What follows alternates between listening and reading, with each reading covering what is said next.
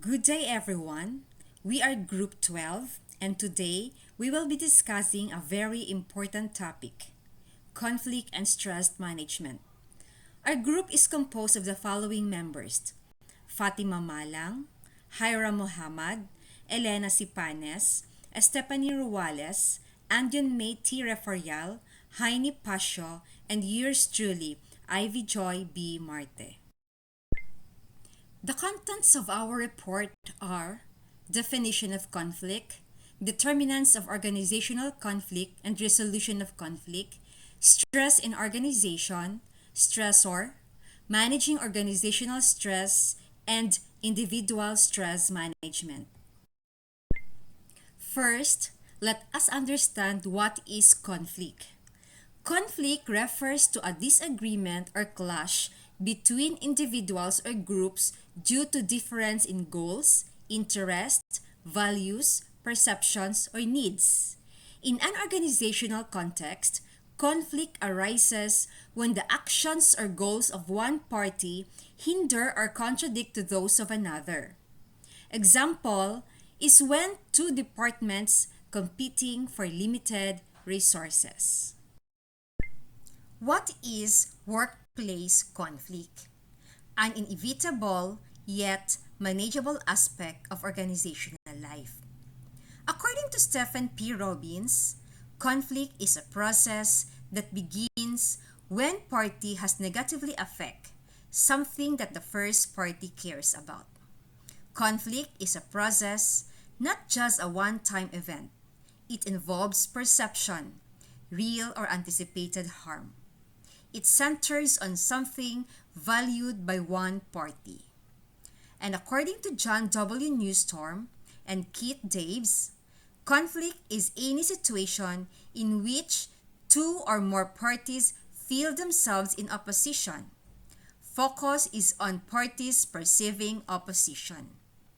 And according to Joseph Ritz, in an organization, conflict can be described as a breakdown or disruption in normal activities, in such a way that the individual concerned experiences difficulty in working together. Emphasis on disruptions or breakdown in cooperation. In short, it is an unavoidable yet manageable aspect of organizational life. Conflict is normal part of working with others, but with right approach. It doesn't have to be harmful. Instead, it can be a powerful tool for growth and improvement in an organization. Conflict and stress are natural in every organization. When managed well, they promote growth and teamwork. When ignored, they reduce productivity and morale. Good day everyone. Today I will be discussing the determinants of conflict, or the main factors that causes conflicts to arise within organizations. Conflict is a natural part of organizational life, but understanding its causes help us manage it effectively. These determinants are grouped into three categories: the structural factors, communication factors, and personal factors. First is the structural factors. Structural factors come from the organization's structures, how tasks, responsibilities, and resources are distributed. In the government, one common cause is competition for scarce of resources.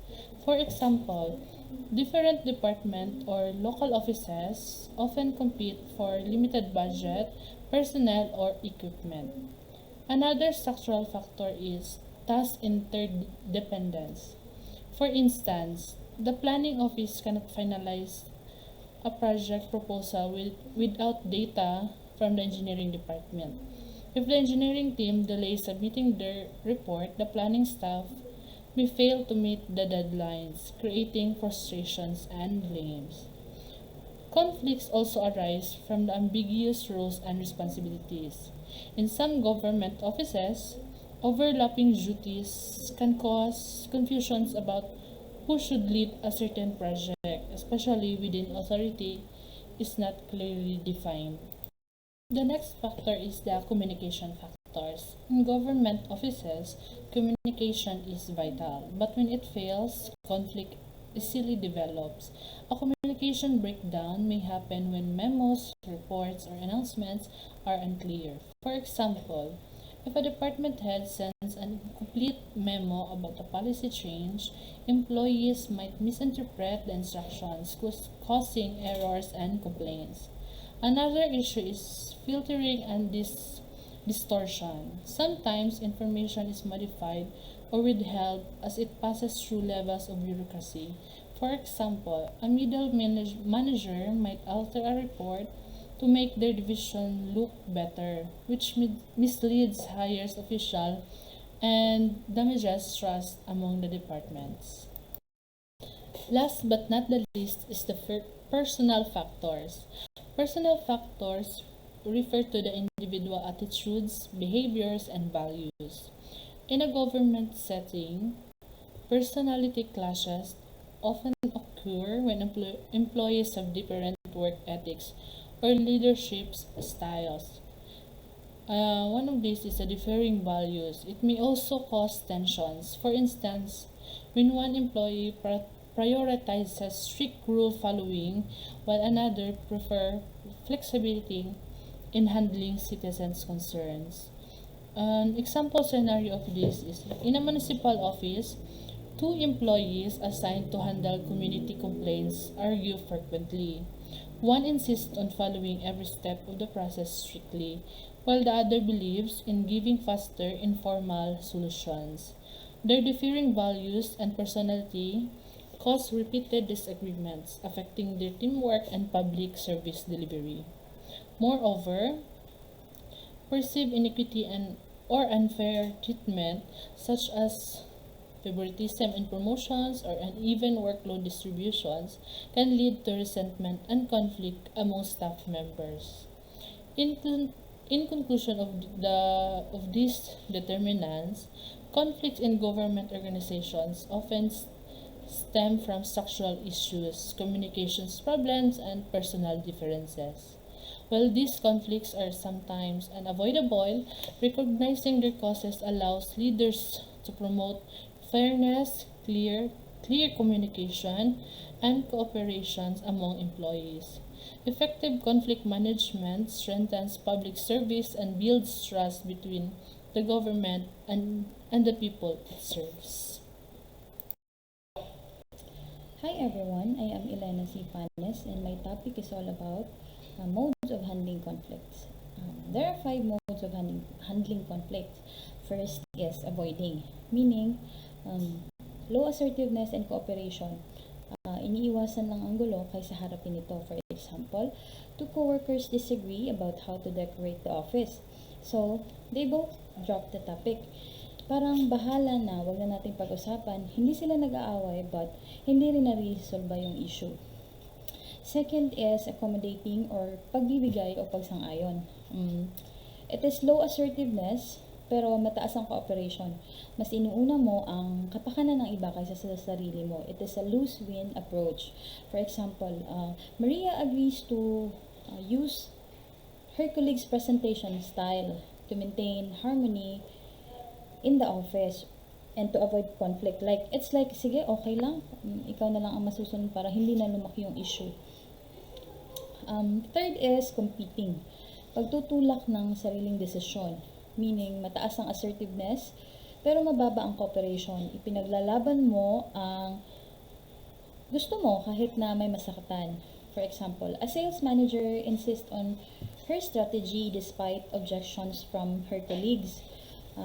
Kasi iniisip niya na it's the easiest way to reach the target. Parang, ang explanation niya, isa ko ang tama, so sundin niyo ako.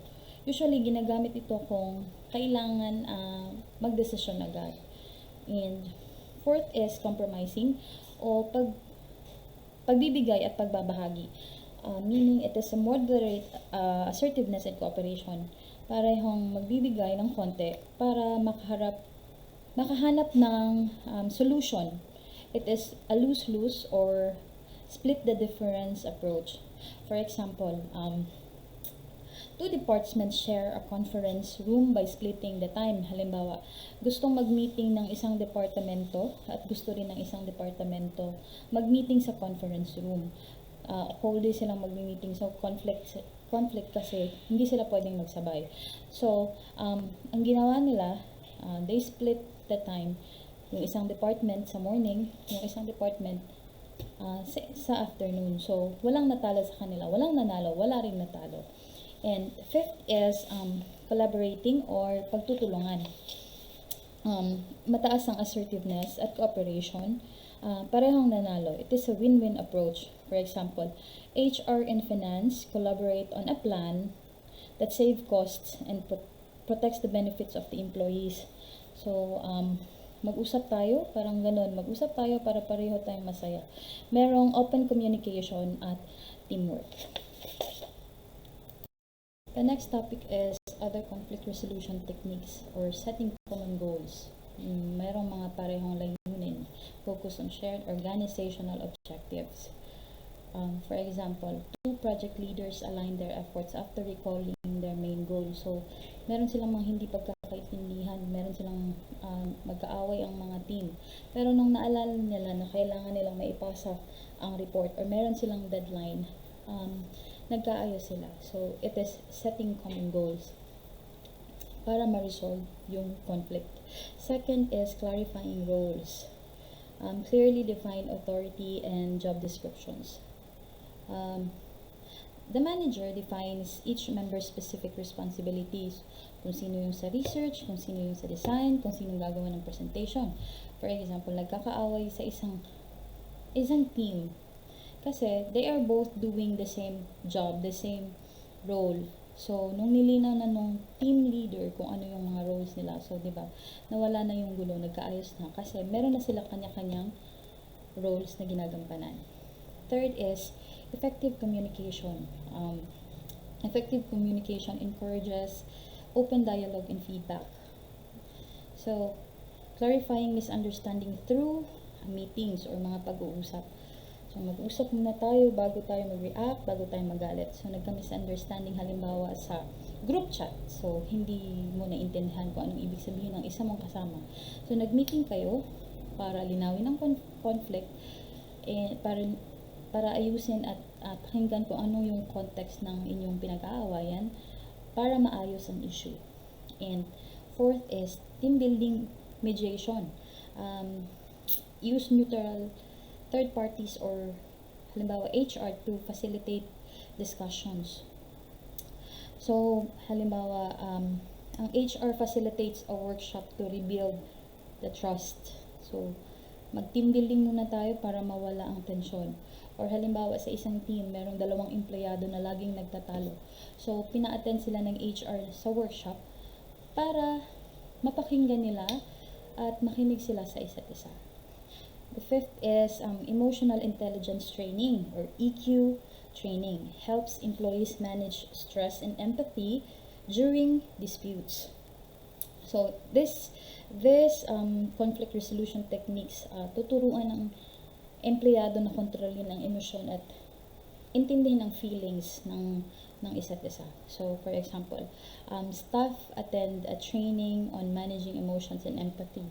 So matuto kang magtimpe at makinig sa iba kahit na mainit ang ulo mo. For example, naiinis ka sa kasama mo.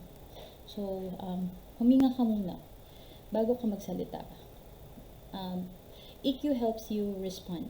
Kasi, di ba sabi nila, do not make a decision when you are angry, when you are so happy. So, di ba, merong emotional intelligence training. The sixth is fair procedures or makatarungang proseso. Ensures decisions and resource allocations are transparent.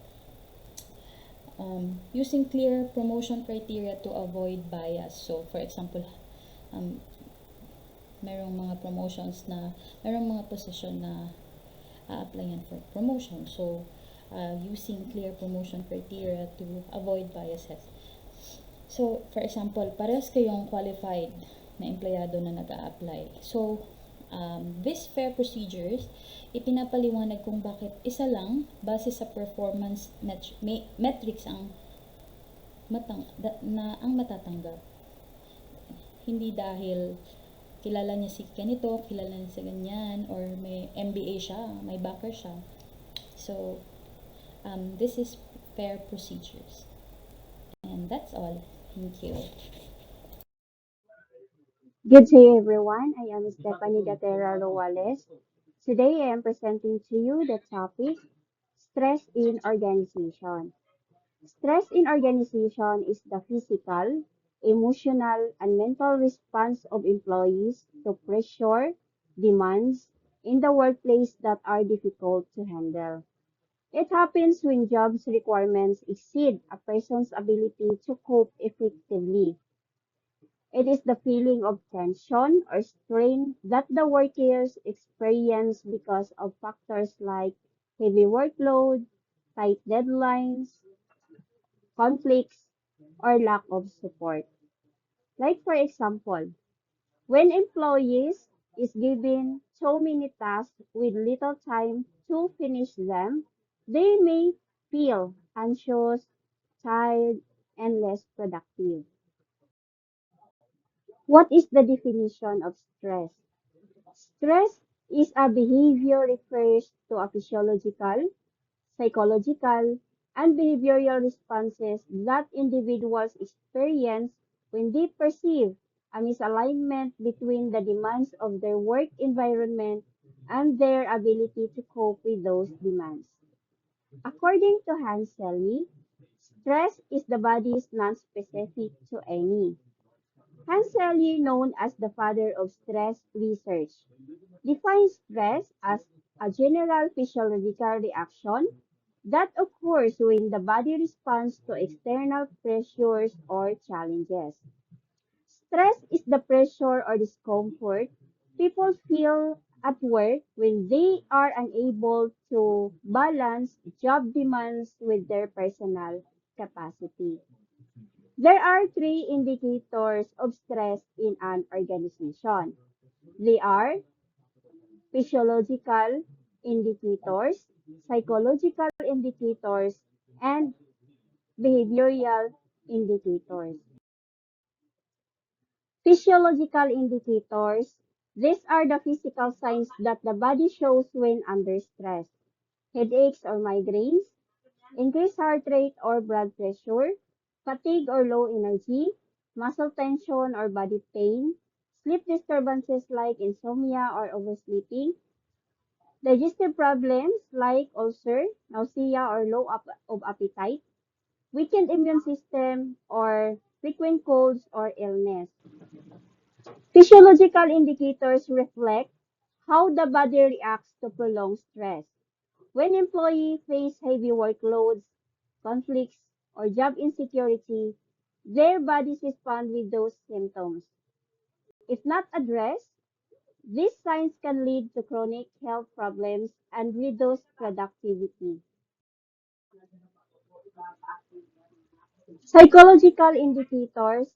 This refers to mental and emotional effects of stress, anxiety and constant worry, irritability, anger or mood swings, depression or feelings of hopelessness, difficulty concentrating or making decisions, low self-esteem or loss of confidence, emotional exhaustion or burnout, weakened immune system like frequent colds or illness. Psychological indicators reflect how stress affects a person's mind and emotions. In organization, employees may become easily irritated, lose focus, or feel mentally exhausted. Over time, this emotional strain can lower morale, reduce job satisfaction, and affect teamwork and productivity. Behavioral indicators. These are changes in how a person acts or performs at work due to stress, absenteeism or frequent tardiness, decline in job performance and productivity, withdrawal from coworkers or social activities, increased use of alcohol, caffeine, or drugs, restlessness or nervous habits like nail biting or pacing, neglect of personal appearance or hygiene. Behavioral indicator shows how stress affects an employee's action and habits. Workers under stress may start missing work, isolating themselves, or showing nervous behaviors. Over time, this can harm teamwork, customer service, and overall organizational performance. Stress in organization affects employees physically, emotionally, and behaviorally.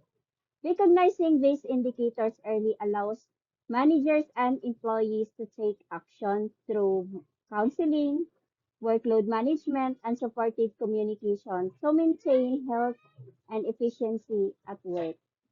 Stress in organization is inevitable but manageable.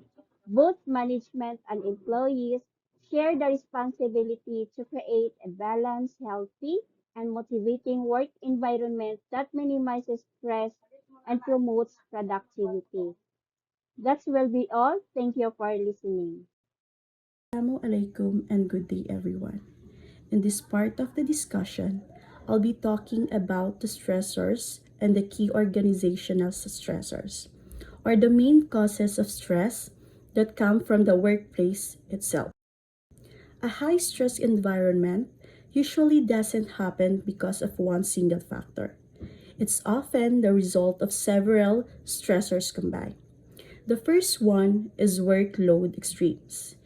This happens when employees have either too much work or too much little to do. Both situations can be stressful. Too much work causes exhaustion, while too little leads to boredom and frustration. Next is role conflict and ambiguity. This occurs when job responsibilities are unclear or when employees receive conflicting instructions from different supervisors, causing confusion and pressure. The third stressor is lack of autonomy, where workers have little control over how or when they complete their tasks. Having no freedom or flexibility in work decisions can lower motivation and job satisfaction. Lastly, we have toxic leadership and incivility. This refers to a negative social climate caused by poor leadership, disrespect, or lack of support. A toxic work environment can deeply affect both emotional well being and team morale. And overall, these stressors often interact, make stress even stronger. That's why organizations must promote open communication, supportive leadership, and fair workload distribution to create a healthier workplace for everyone. And that's all. Thank you. Good day, this is Heine M. Pasio and I'll be discussing the topic Managing Organizational Stress. Managing organizational stress. Definition involves a combination of individual strategies and organizational level changes, such as improving communication, encouraging work-life balance, and implementing stress management programs. This means that both the company and the employees have a role in keeping the workplace healthy and balanced. In simple terms, managing organizational stress means helping employees handle pressure, balance their workload, and maintain a positive attitude toward work. Managing organizational stress means using strategies and programs that help employees handle pressure, balance workload, and maintain a positive attitude toward work. Managing organizational stress also, it requires a comprehensive, multi-level approach that addresses the cause of stress or the stressors and help employees cope with the effects. A multi-level prevention strategy. This can be done using 3 prevention levels. So the first level, the primary, eliminates stressors. So the goal, proactively modify the work environment and organizational structure to reduce or eliminate sources of stress before they cause harm.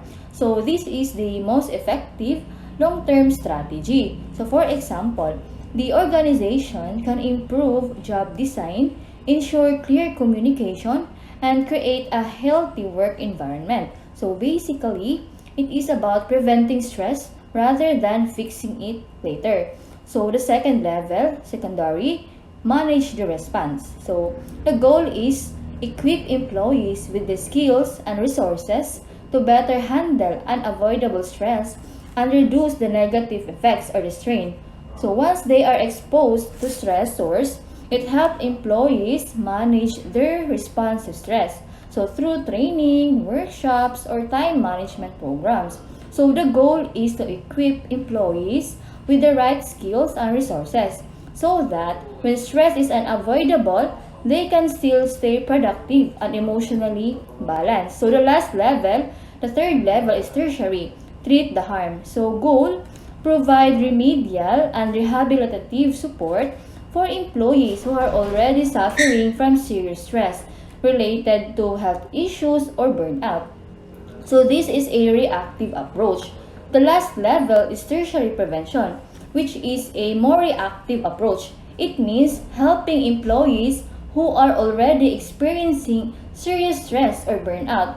So to provide treatment and rehabilitation for employees already suffering from high stress or burnout, like counseling and wellness programs. So this can be done through counseling sessions, wellness programs, or rehabilitative support. So the goal is to help them recover and regain their well-being so they can return to work with renewed energy. So to summarize, managing organizational stress is not just about dealing with stress after it happens. So it is about taking a proactive approach, the preventing stress when possible, managing it when necessary, and supporting employees who are affected.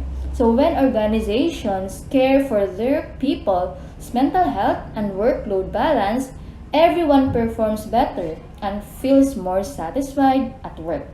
So that's all for my part. Thank you po. Hello, everyone. Assalamualaikum. I am Fatima Muhammad, the last reporter of the Group 12.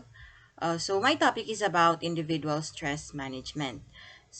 So, this involves a combination of lifestyle adjustment, relaxation technique, and cognitive strategies to reduce the negative effect of the stress. So, this means the way or action a person uses to handle or reduce their own stress. So, in simple terms po, it is how you personally take care of your mind and body when you feel worried, tired, and under pressure. So, there are three general categories of individual stress management. So, the first is the cognitive strategy, which it is changing your mindset. So this technique aims to alter how a person perceives, interpret, and react to the stressors. So under the cognitive strategies, we have the cognitive reconstructuring. So this involves identifying and challenging irrational or negative thoughts that escalates the stress response. For example, saying to yourself that I'm the best, or uh, I need to be perfect, or I need to do this. I'll overcome this. Next is the time management, which involves organizing and prioritizing tasks to create a feeling of control over one's workload, reducing the feeling of being overwhelmed by the demands.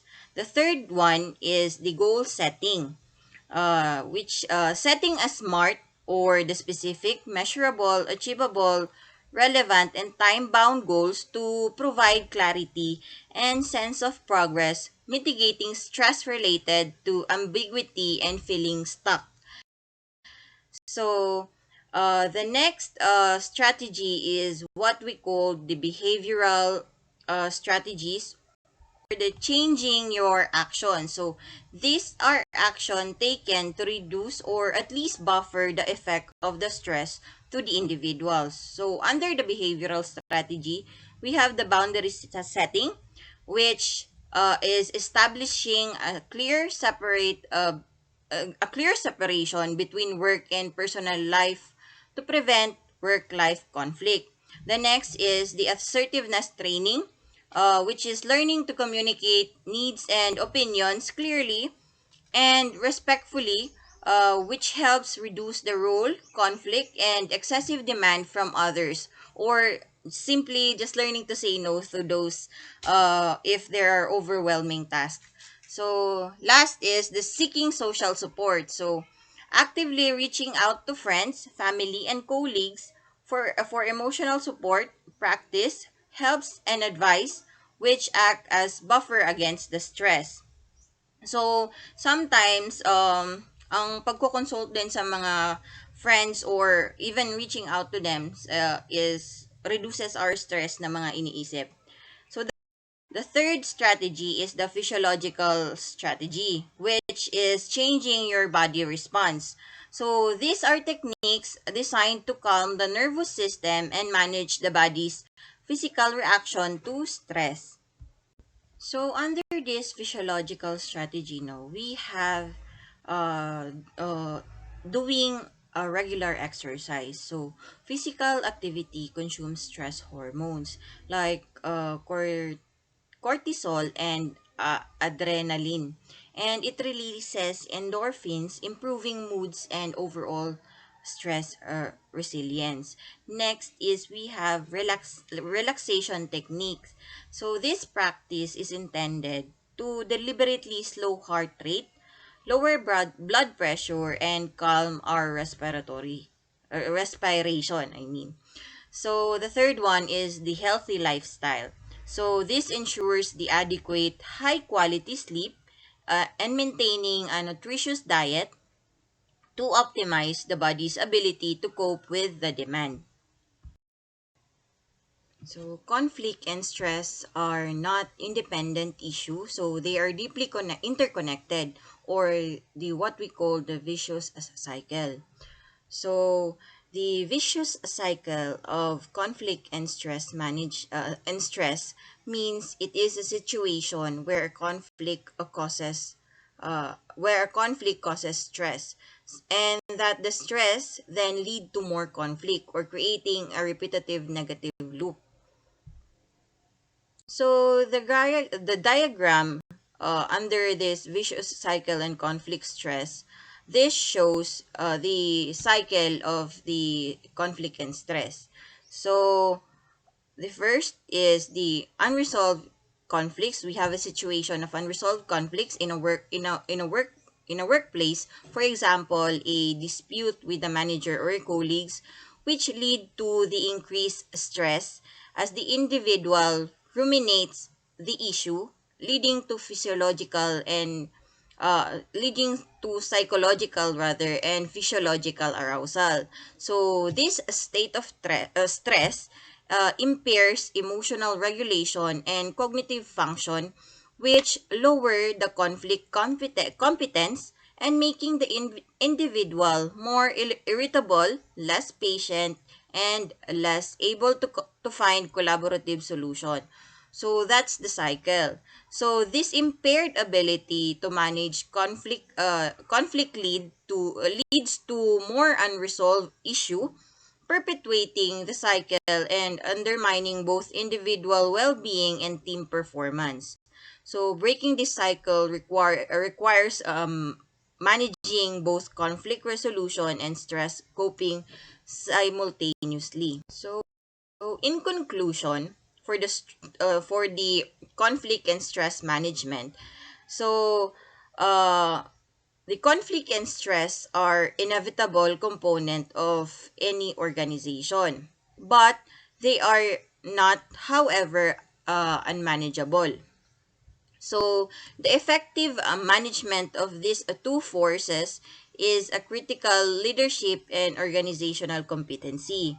So, by understanding the definition, determinants, and indicators of both conflict and stress, an organization can move from a reactive to a proactive stance, implementing strategies that clarify roles, foster open communication, and promote fair procedures can significantly reduce the root cause of this conflict.